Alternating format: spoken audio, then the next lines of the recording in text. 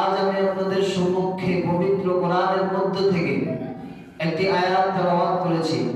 বিশ্ব নবী, মহানবী, শ্রেষ্ঠ নবী সাল্লাল্লাহু আলাইহি ওয়া আলিহি ওয়াসাল্লামের অসংখ্য অগণিত অমীয় বাণী পবিত্র হাদিসের মধ্য থেকে একটি হাদিস আমি আপনাদের সম্মুখে পাঠ করেছি।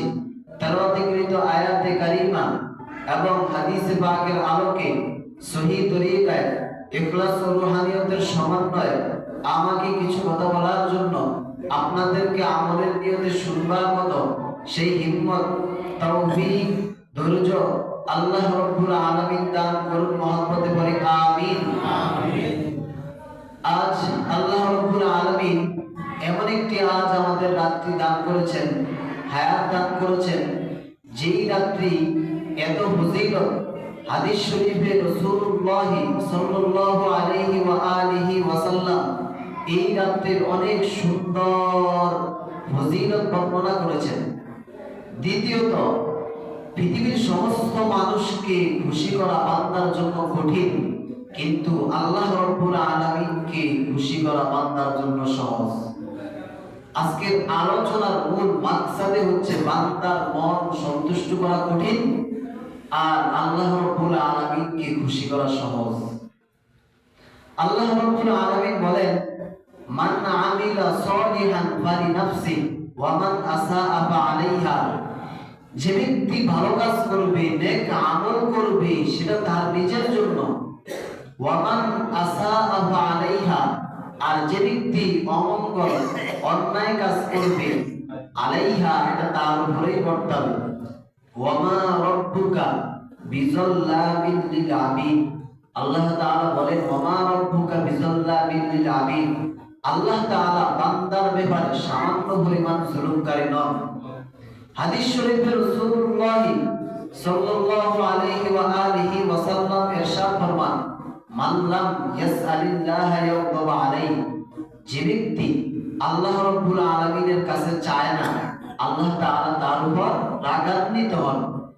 দুনিয়ার মানুষের কাছে চাইলে, একবার থেকে দুইবার চাইলে মানুষের মন বেজার হয়ে যায়, অসন্তুষ্ট প্রকাশ করে। কিন্তু আল্লাহ রাব্বুল আলামিন, বান্দা যতবার চাইবে আল্লাহ রাব্বুল আলামিন তত বেশি খুশি হবে। বলেন সুবহানাল্লাহ। তাহলে আমরা আজ আল্লাহ রাব্বুল আলামিনের কাছে চাইব, এক, ক্ষমা চাইব, মাগফিরাত কামনা করব, জান্নাত চাইব, জাহান্নাম থেকে মুক্তি চাইব, এবং যাহা কিছু কল্যাণকর কাজ রয়েছে সমস্ত বিষয়গুলো আল্লাহ রাব্বুল আলামিনের কাছ থেকে চেয়ে আদায় করে নেব। এজন্য বলেন মহব্বতে পড়ি আমিন। আল্লাহ রাসূল সাল্লাল্লাহু আলাইহি ওয়া আলিহি ওয়াসাল্লাম বলেন, শাবানের 15 তারিখ রাত্র, এই রাত্রে আল্লাহ রাব্বুল আলামিন সমস্ত মানুষকে ক্ষমা ঘোষণা করেন। বলেন সুবহানাল্লাহ। শুধুমাত্র, কেবলমাত্র যারা মুশরিক এবং হিংসা বিদ্বেষ প্রকাশকারী এদেরকে ব্যতীত। হাদিস শরীফে রাসূল বলেন, শুধুমাত্র 2 শ্রেণীর লোককে এই রাত্রে আল্লাহ রাব্বুল আলামিন ক্ষমা করেন না। এক নাম্বার হচ্ছে যারা মুশরিক, দ্বিতীয় যারা বিদ্বেষ পোষণকারী, আরেকজনের বিদ্বেষ, হিংসা বিদ্বেষে পড়ে থাকে, এদেরকে আল্লাহ রাব্বুল আলামিন ক্ষমা করেন না। এজন্য রাসূল সাল্লাল্লাহু আলাইহি ওয়া আলিহি ওয়াসাল্লাম সুন্দর হাদিস বর্ণনা করেছেন, ইয়াকুম ওয়াল হাসাদ ফাইন্নাল হাসাদা ইয়াকুলুল হাসানাত কামা তাকুলুন নারুল হাতাব। আল্লাহ রাসূল বলেছেন, তোমরা হিংসা বিদ্বেষ এগুলো থেকে বেঁচে থাকো, কারণ এই হিংসা বিদ্বেষ তোমার নেকিকে ধ্বংস করে ফেলবে। যেমন আগুন লাকড়িকে খেয়ে ফেলে, ঠিক তদ্রূপ ভাবে তোমাদের নেক আমলগুলোকে এই হিংসা বিদ্বেষ নষ্ট করে দিবে। এজন্য খুব সতর্ক। রাসূল বলেছেন, সমস্ত মানুষকে ক্ষমা করে দেন সাধারণভাবে। আল্লাহ তাআলা 2 শ্রেণীর মানুষকে ক্ষমা করেন না। এক হচ্ছে হিংসা বিদ্বেষ পোষণকারী, দ্বিতীয়ত যারা মুশরিক।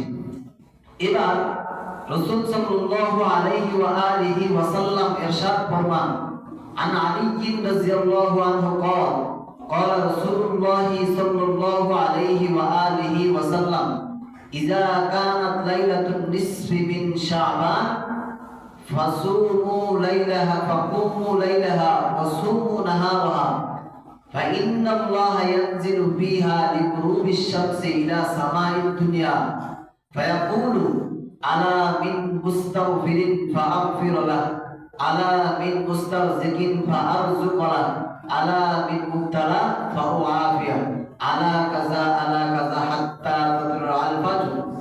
আল্লাহ রাসূল বলেন, যখন শাবানের 15 তারিখ রাত্র আসে, এই রাত্রে আল্লাহ রাসূল প্রথমত আমল শিক্ষা দিয়েছেন, তোমরা সালাত নামাজ বেশি পরিমাণে পড়ো এবং দিনের বেলায় রোজা রাখো, এই হলো আমল।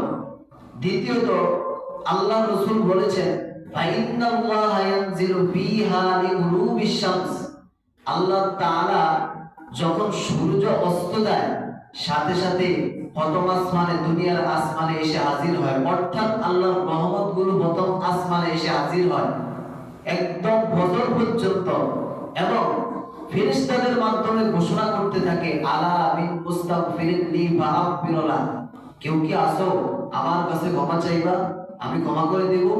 আলা মিন মুস্তারজিকিন ফাআরযুক, কেউ কি আসো রিজিক চাওয়ার মতো, আমি তোমাদেরকে রিজিক দান করব। কেউ কি আসো বিপদে পড়ে আসো, আমার কাছে যাও, আমি অবশ্যই তোমাকে বিপদ থেকে উদ্ধার করব। এমন ভাবে ঘোষণা করতে থাকে। আল্লাহ তাআলা বলেন, আল্লাহ রাসূল বলেন, ঘোষণা করতে করতে ফজর পর্যন্ত আল্লাহ তাআলা এইভাবে বান্দাকে নিজের দিকে ডাকেন।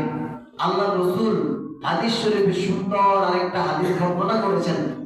রাসূল বলেন, যে ব্যক্তি আল্লাহর রহমতকে পাওয়ার জন্য এক বিগত অগ্রসর হয়, আল্লাহ তাআলার রহমত তাকে পাওয়ার জন্য 2 বিগত অগ্রসর হয়। বলি সুবহানাল্লাহ।